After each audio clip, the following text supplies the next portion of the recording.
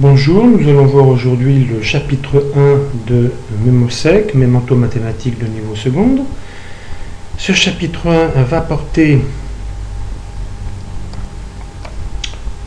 sur les fonctions avec des généralités et des définitions. Donc chapitre 1.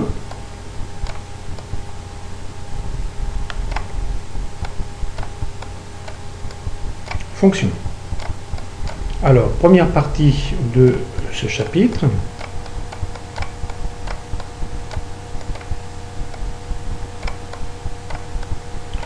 Nous allons voir les intervalles. Alors, intervalles. On ne va pas tous les passer en revue. On va en voir un de deux types avec des bornes finies et des bornes infinies. Premier cas, prenons l'intervalle AB, donc petit a, qui est un nombre réel, point virgule B, crochet fermé. Cet intervalle correspond en fait, sous forme d'inégalité, à l'ensemble des x réels compris au sens large entre A et B. Et si on veut représenter cet intervalle sur une droite graduée,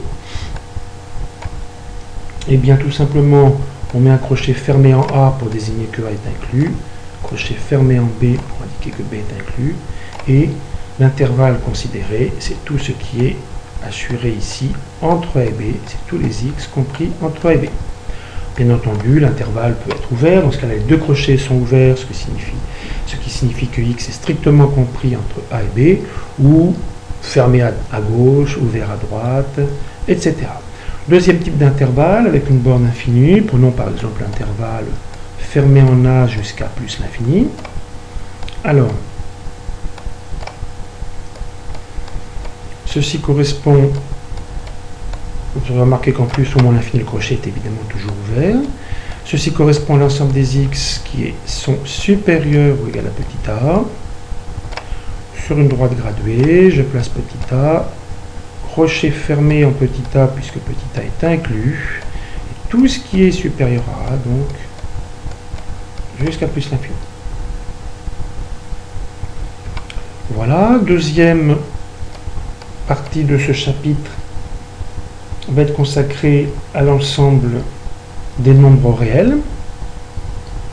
Tout simplement, si nous avons une droite graduée, eh bien l'ensemble des abscisses des points de cette droite graduée est appelé l'ensemble des nombres réels et est noté grand R avec deux barres verticales, de même que précédemment, vous aviez étudié en troisième par exemple, l'ensemble des antinaturels qui était noté grand N, l'ensemble des antirelatifs qui était noté grand Z, ou l'ensemble des rationnels qui était noté grand Q. Troisième partie de ce chapitre, ce sont des définitions à propos des intersections et des réunions d'intervalles. Prenons par exemple deux intervalles grand A et grand B. Eh bien, grand A intersection grand B, le symbole intersection c'est en quelque sorte un U majuscule à l'envers. Grand A intersection grand B correspond à tous les éléments appartenant à la fois à A et B. Donc ceci se lit grand A intersection grand B. Grand A et grand B étant des intervalles comme ceux qu'on a vus juste auparavant. Intersection grand B.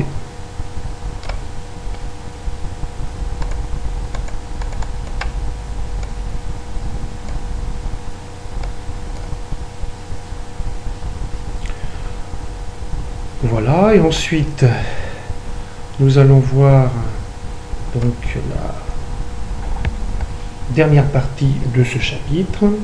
C'est tout simplement la définition d'une fonction. Alors, quatrièmement, une fonction f définie de grand D dans grand R,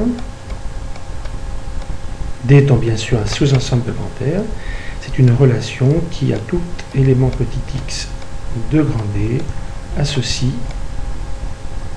son image f de x. Grand D souvent est appelé l'ensemble de définition. D'autre part, petit x est défini comme étant l'antécédent de f de x par f, et f de x est l'image de x par la fonction f.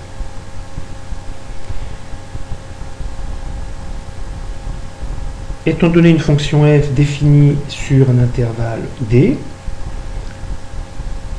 la courbe représentative de la fonction f dans un repère est donc l'ensemble de tous les points grand M de coordonnées x, y, avec petit x appartenant à l'ensemble de définition de petit f, et y, l'ordonnée du point M, égale à f de x.